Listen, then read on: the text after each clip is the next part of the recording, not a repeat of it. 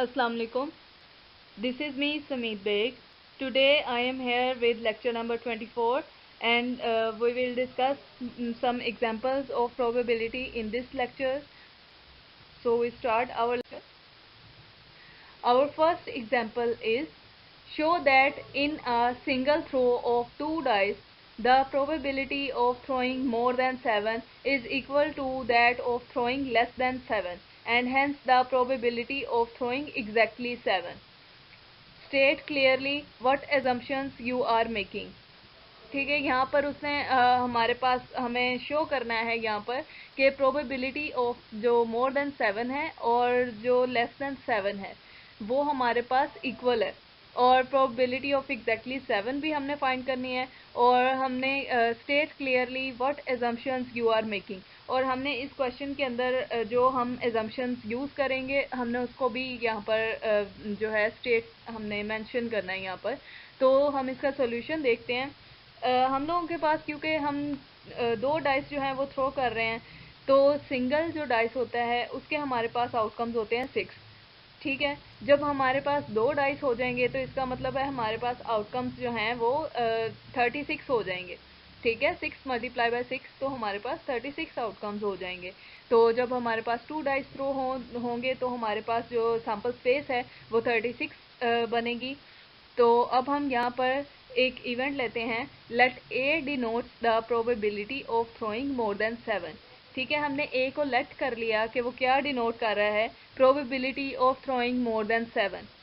ठीक है, तो अब हम देख लेते हैं कि प्रोबेबिलिटी जो है मोर देन 7 वो किस किस पॉइंट्स पर आ रही है हमारे पास। तो हम उन पॉइंट्स को एक सेट में लिखेंगे।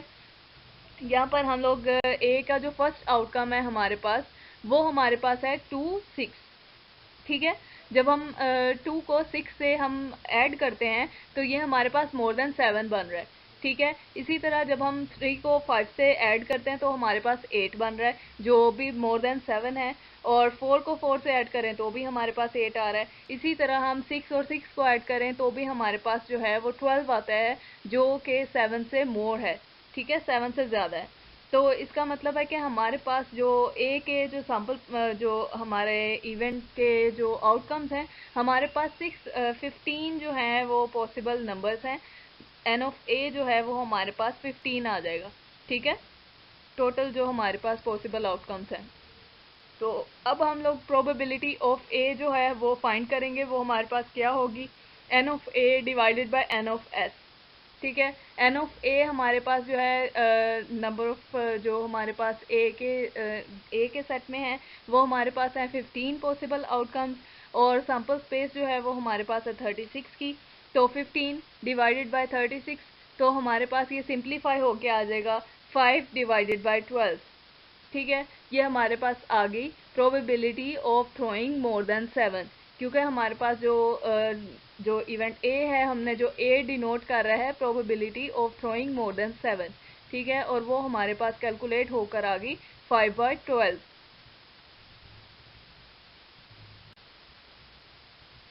इसी तरह हम लेट कर लेते हैं B an event denotes the probability less than 7 कि हमारे पास जो इवेंट बी है वो हमें क्या डिनोट कर रहा है, प्रोबेबिलिटी लेस देन 7 की। तो हमारे पास बी के जो हमारा सेट होगा बी का इसके अंदर वो सारे पॉइंट्स आ जाएंगे कि जिन पे 2 डाइस को जब हम थ्रो करते हैं तो उनके जो पॉइंट्स हैं वो लेस देन 7 आएंगे। ठीक है, उन पॉइंट्स का सम। तो यहाँ पर हमारे पास फर्स्ट डाई को जब हमने फर्स्ट और सेकंड दोनों डाइस को रोल किया तो हमारे पास आया 1 1। तो 1 1 को जब ऐड करते हैं तो वो 2 बनता है, लेस देन 7 है। और नेक्स्ट पॉइंट हमारे पास है 1 2 जो 3 बनता है, जिसका सम करें तो वो 3 बनता है। इसी तरह 2 1 इसका भी सम 3 बनता है और अप टू 5 1 जब हम 5 को 1 से ऐड करते हैं तो हमारे पास 6 बन रहा है। ठीक है, ये सारे वो पॉइंट्स हैं कि जिन पर हमारा जो सम है वो लेस देन 7 आ रहा है। ठीक है, हमारे पास लेस देन 7 आ रहा है यहाँ पर आउटकम जो है इसका। तो हमारे पास एन ऑफ बी जो हमारे पास नंबर्स आ गए वो हमारे पास हैं 15। ठीक है, यहाँ पर 15 पॉसिबल इसके आउटकम्स हैं जो हमारे सेट बी के अंदर हैं। तो हमारे पास ये 15 आ गया। और इसी तरह हमने जैसे प्रोबेबिलिटी ऑफ ए फाइंड की है मोर देन 7 की, इसी तरह हम प्रोबेबिलिटी फाइंड करेंगे लेस देन 7 के लिए। तो probability of B equals to 15 divided by 36। ठीक है, 36 तो हमारे पास सैम्पल स्पेस है, और जो 15 है ये हमारे पास बी के जो आउटकम्स हैं पॉसिबल वो आ गए 15। तो इसको जब 15 डिवाइडेड बाय 36 इसको सिंप्लीफाई हम लोगों ने किया, तो ये हमारे पास आ जाएगा 5 divided by 12। Hence, the probability of throwing more than 7 is equal to that of throwing less than 7। ठीक है, जैसा कि उसने क्वेश्चन में हमें कहा हुआ था कि हमारी जो प्रोबेबिलिटी है ना मोर देन 7 की, वो इक्वल होगी लेस देन 7 की। तो ये हमें क्वेश्चन के थ्रू भी हमें शो हो गया कि ये हमारी इक्वल है। और अब हमने फाइंड करनी है प्रोबेबिलिटी एग्जैक्टली 7 की। ठीक है, तो हम एक और जो है ले लेते हैं इवेंट, लेट सी, हम सी को लेट कर लेते हैं, denotes that probability of exactly 7। ठीक है, तो यहाँ पर भी हमारे पास सिमिलरली हम लोग वो वाले पॉइंट्स यहाँ पर सी के सेट में हमारे पास आएंगे कि जिन पर हमारे पास जो सम है वो हमारे पास 2 पॉइंट्स का वो एग्जैक्टली 7 आ रहा है। ठीक है, तो यहाँ पर जो एन ऑफ सी है वो हमारे पास आ जाएगा 6। और 6 किस तरह आएगा कि ये आप सेट में देखें कि 6 और 1 को ऐड किया तो हमारे पास 7 आया। जब हमने 2 5 को ऐड किया तो हमारे पास आया 7। और जब 1 6 को भी हमने ऐड किया तो हमारे पास आया 7, एग्जैक्टली 7। ठीक है, तो ये 6 पॉइंट्स हैं जहाँ पर हमारे पास जो सम है 2 पॉइंट्स का वो 7 के इक्वल आ रहा है। तो हमारे पास इसी तरह प्रोबेबिलिटी ऑफ सी आ गई हमारे पास 6 डिवाइडेड बाय 36। तो ये सिंप्लीफाई होके हमारे पास आ गया 1 डिवाइडेड बाय 6। ठीक है, इस तरह हमारे पास प्रोबेबिलिटी ऑफ एग्जैक्टली 7 भी कैलकुलेट होकर आ गई है, और ये हमारे पास आई है 1/6। नेक्स्ट उसने हमसे एजम्पशन के बारे में पूछा था। ठीक है, कि इस क्वेश्चन में हम कौन सी एजम्पशन लगाएंगे। As we know that sum of probability is equal to 1।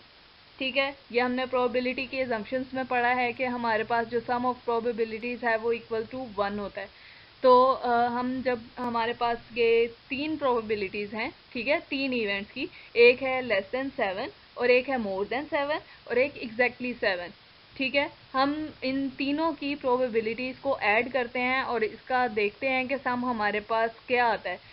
तो यहाँ पर हमने 5/12 जो है वो प्रोबेबिलिटी ऑफ ए है, और प्रोबेबिलिटी ऑफ बी जो है वो लेस देन 7 थी, वो भी हमारे पास जो है 5 डिवाइडेड बाय 12 आई है। और जो हमारे पास एग्जैक्टली 7 की प्रोबेबिलिटी थी वो हमारे पास थी 1/6। तो जब हमने इन तीनों इवेंट्स की प्रोबेबिलिटीज का सम किया तो ये हमारे पास कैलकुलेट होकर आ गया 1 के इक्वल। ठीक है, इस तरह ये हमारी एग्जांपल जो है वो यहाँ तक सॉल्व हो जाती है। अब हमारे पास एग्जाम्पल नंबर 2 है। एग्जाम्पल नंबर 2 में हमें क्या कहा गया है, compare the probabilities of at least 1/6 in 4 tosses of a fair die with the probability of at least 1/6 in 24 tosses of 2 fair dice। हमने प्रोबेबिलिटीज को कंपेयर करना है, किस किस की प्रोबेबिलिटी को हमने कंपेयर करना है, at least 1/6 in 4 tosses of a fair die. ठीक है, कि हमारे पास जो है एटलीस्ट 1/6 आ रहा है कितनी टॉसेस में, 4 tosses of a fair die. तो हमने इसकी प्रोबेबिलिटी को किसके साथ कंपेयर करना है, हमने ये कंपेयर करना है इसकी प्रोबेबिलिटी को 24 टॉसेस ऑफ 2 डाइस के। हमने 2 डाइस जो हैं उनको 24 टाइम्स जो है वो टॉस किया, तो हमारे पास 666 एटलीस्ट 666 आ रहा है। ठीक है, हमने इन दोनों प्रोबेबिलिटीज को कंपेयर करना है। तो इसका सोल्यूशन हम लोग देख लेते हैं। If n equals to 4 then p probability को शो कर रहा है ना, एटलीस्ट 1/6 कम्स अप। ठीक है, कि एटलीस्ट 1/6 कम्स अप, इसका मतलब है कि 6 आउटकम्स में से हमने एक आउटकम को सिलेक्ट किया, मतलब कि 1/6 में से हमने एक आउटकम को सिलेक्ट कर लिया। तो probability of x greater than equals to 1। ठीक है, एटलीस्ट को हम लोग इस सिंबल से शो करते हैं ग्रेटर देन इक्वल्स टू 1। तो इसकी हमने प्रोबेबिलिटी फाइंड करनी है तो इसकी हम प्रोबेबिलिटी को फाइंड करते हैं कि हमारे पास हमने बाइनोमियल डिस्ट्रीब्यूशन का आप लोगों ने पिछले लेक्चर्स में पढ़ा था कि बाइनोमियल डिस्ट्रीब्यूशन में हम लोग कॉम्बिनेशन यूज़ करते हैं। तो यहाँ पर भी इस क्वेश्चन में भी हम लोग बाइनोमियल प्रोबेबिलिटी डिस्ट्रीब्यूशन जो है उसको हम यूज़ करते हैं। तो बाइनोमियल डिस्ट्रीब्यूशन के लिए हमें एक तो चाहिए होता है P, और सेकंड जो हमें चाहिए होता है फार्मूला में पुट करने के लिए, वो हमारे पास होता है Q। तो इस क्वेश्चन के अंदर हमारे पास P जो है वो 1/6 है। ठीक है, कि हमने 6 आउटकम्स में से एक आउटकम को सिलेक्ट किया और टोटल हमारे पास 6 आउटकम्स थे, जो कि एक डाई को जब हम थ्रो करते हैं तो हमारे पास 6 पॉसिबल आउटकम्स होते हैं। ठीक है, इसलिए हमारे पास जो P है वो हमारे पास है 1/6, और जो Q है वो होता है हमारे पास 1 - P। तो 1 - 1/6 जो इक्वल होता है हमारे पास 5/6 के, तो Q हमारे पास है 5/6। ठीक है, अब हमने बाइनोमियल डिस्ट्रीब्यूशन का फार्मूला यूज़ करना है यहाँ पर, n कॉम्बिनेशन x, q की पावर n - x, p की पावर x।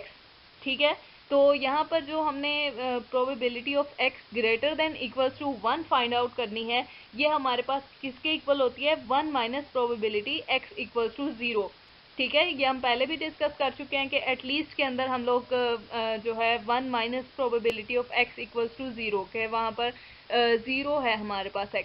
ठीक है, तो 1 माइनस हमारे पास x की जो वैल्यू है वो यहाँ पर 0 है, और n हमारे पास है 4, तो 4 और 0।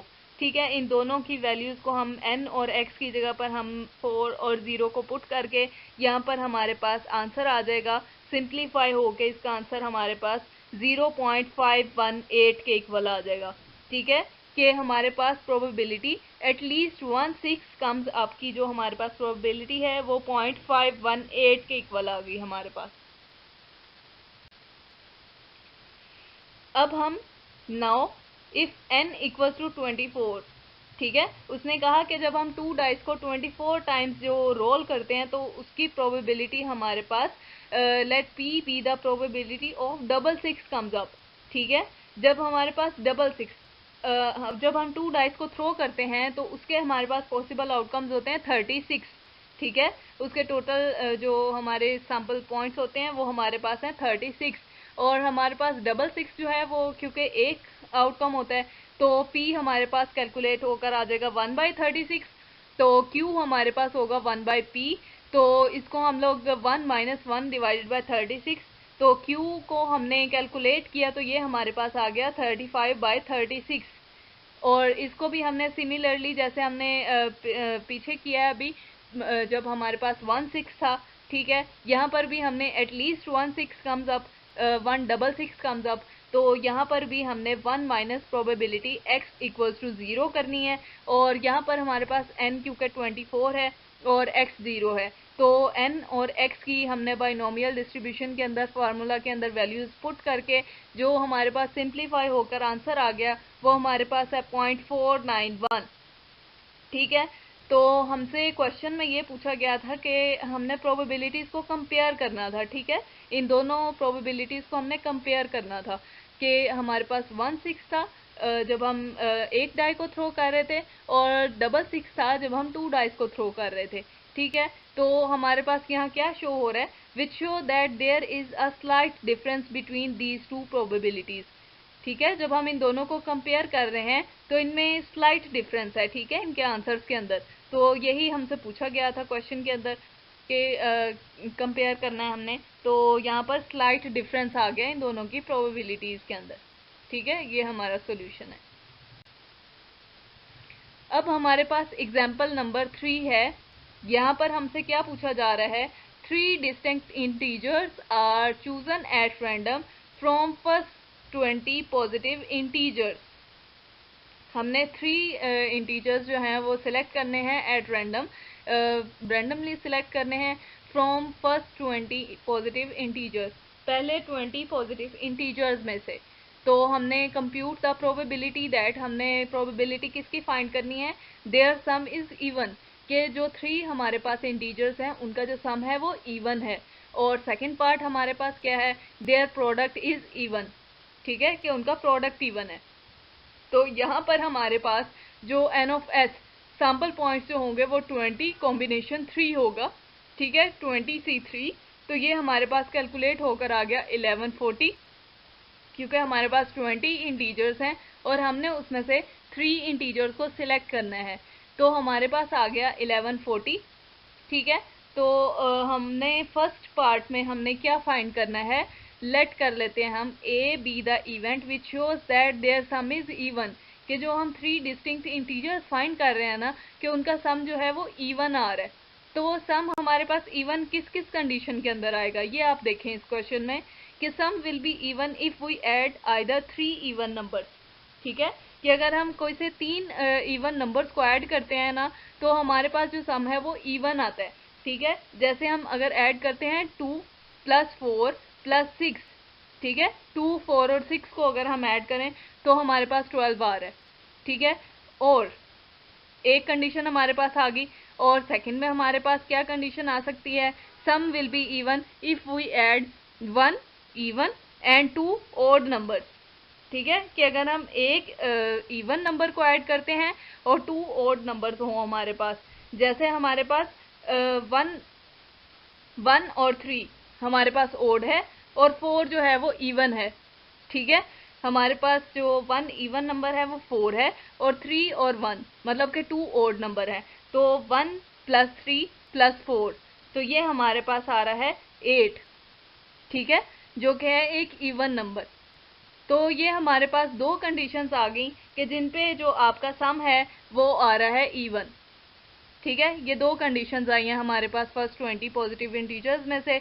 तो यहाँ पर हमारे पास जो n ऑफ a है, ठीक है, a हमने कहा कि वो प्रोबेबिलिटी शो कर रहा है सम इज इवन, तो यहाँ पर n ऑफ a जो है वो हमारे पास क्या आ जाएगा, 10C3, ठीक है, कि हमारे पास जो 10 पॉजिटिव इंटीजर्स हैं उनमें से 3 के 3 ही इवन नंबर्स हैं, ठीक है।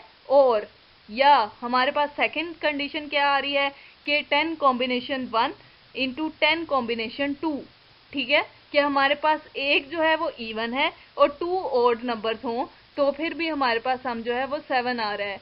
तो यहाँ पर इनके दरमियान में और का वर्ड आ रहा है, ठीक है। प्रोबेबिलिटी में हमारे पास और का मतलब होता है कि हमने इन दोनों को ऐड करना है, ठीक है। तो हम इसको, जब हमने इसको ऐड किया 10 कॉम्बिनेशन 3 + 10 कॉम्बिनेशन 1 इंटू 10 कॉम्बिनेशन 2, तो ये हमारे पास सिंप्लीफाई होकर आ गया n ऑफ a जो है वो 570 आ गया हमारे पास। तो हमने प्रोबेबिलिटी ऑफ a फाइंड करना है, तो a जो है वो सम इज इवन को शो कर रहा है, तो 570 डिवाइडेड बाय 1140, तो ये हमारे पास कैलकुलेट होकर आ गया सिंप्लीफाई होके 1/2, ठीक है, कि प्रोबेबिलिटी हमारे पास जो सम ऑफ 3 डिस्टिंक्ट इंटीजर्स जो है वो इवन है, वो हमारे पास आ गया 1/2। अब जो इसका सेकंड पार्ट था एग्जाम्पल का, उसके अंदर उसने हमसे पूछा हुआ था let B be the event denotes that their product is even, ठीक है। इसके सेकंड पार्ट के अंदर उसने हमसे पूछा हुआ है कि प्रोडक्ट इज इवन। हमने ये देखना है कि इवन जो है इनका प्रोडक्ट इवन किस किस नंबर पर आता है, ठीक है।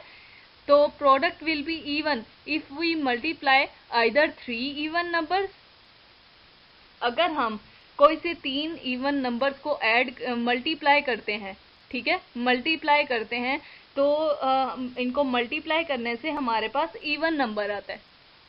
3 इवन नंबर्स आप देख लें कि 3 इवन नंबर्स हमारे पास, अगर आप 2 × 4 × 6, ठीक है, अगर आप इन तीनों को मल्टीप्लाई करते हैं तो हमारे पास फाइंड होकर आ जाता है 48, ठीक है। एक कंडीशन हमारे पास आ गई, और या हमारे पास क्या कंडीशन है सेकंड, कि it will be even if 2 even and 1 odd, अगर हमारे पास 2 इवन नंबर्स हो और एक ऑड नंबर हो, हम उसको मल्टीप्लाई करें तो भी हमारे पास जो इसका प्रोडक्ट है वो इवन नंबर आता है, ठीक है। जैसे आप देख लें कि 1 × 4 × 6, 1, 4, 6 को अगर हम मल्टीप्लाई करते हैं तो ये हमारे पास फाइंड होकर आता है 24, ठीक है। तो इसके अंदर हमारे पास एक जो है वो ऑड नंबर है और 2 जो है वो इवन नंबर है, ठीक है। तो भी हमारे पास इसका जो प्रोडक्ट है वो इवन नंबर आता है। ठीक है, ये सेकंड कंडीशन होगी। और थर्ड जो हमारे पास लास्ट कंडीशन इसकी बन रही है वो क्या है, और या it will be even if 1 even and 2 odd. अगर हम एक हमारे पास इवन नंबर है और 2 ऑड नंबर हैं, उनको मल्टीप्लाई करें तो भी उनका प्रोडक्ट जो है वो इवन नंबर आता है। जैसे अगर आप 1, 3, 4 को मल्टीप्लाई करें तो ये हमारे पास फाइंड होकर आता है 12 इवन नंबर है। ठीक है, तो 3 और 1 जो है वो आपके पास ऑड नंबर है, और 4 जो है वो इवन नंबर है। ठीक है, ये 3 कंडीशंस आपके पास हो गई फाइंड होके कि जो जिन पे आपका जो प्रोडक्ट है वो इवन आ रहा है। ठीक है, तो अब हम लोग एन ऑफ बी फाइंड करेंगे। तो एन ऑफ बी फाइंड करने के लिए जैसे हमने 10 कॉम्बिनेशन 3, जैसे हमारी यहाँ पर फर्स्ट कंडीशन है कि 3 इवन नंबर। ठीक है, तो 10C3 आ जाएगा आपके पास, और या हम आपके पास होगा 10C2 मल्टीप्लाई बाय 10C1, कि आपके पास 2 इवन नंबर हैं और एक ओड नंबर है। ठीक है, या अब थर्ड कंडीशन आपके पास क्या आई है कि 10 कॉम्बिनेशन 1 मल्टीप्लाई बाय 10 कॉम्बिनेशन 2, कि आपके पास एक इवन हो और 2 ओड हो। ठीक है, अब आपके पास ये तीनों पॉइंट्स आ गए हैं, आपने इन तीनों को दरमियान में यहाँ भी और है तो आपने इनको ऐड करना है। ठीक है, ऐड करके सिंप्लीफाई करके यहाँ पर आपके पास आंसर आ गया 10, 20। ठीक है, तो प्रोबेबिलिटी ऑफ बी डिनोट कर रहा है प्रोडक्ट इज इवन, तो n of B divided by n of S, तो 10, 20 डिवाइडेड बाय 11, 40, ये आपके पास फाइंड आउट होकर आ गया 17/19। ठीक है, ये इसकी प्रोबेबिलिटी आपके पास फाइंड आउट होकर आ गई।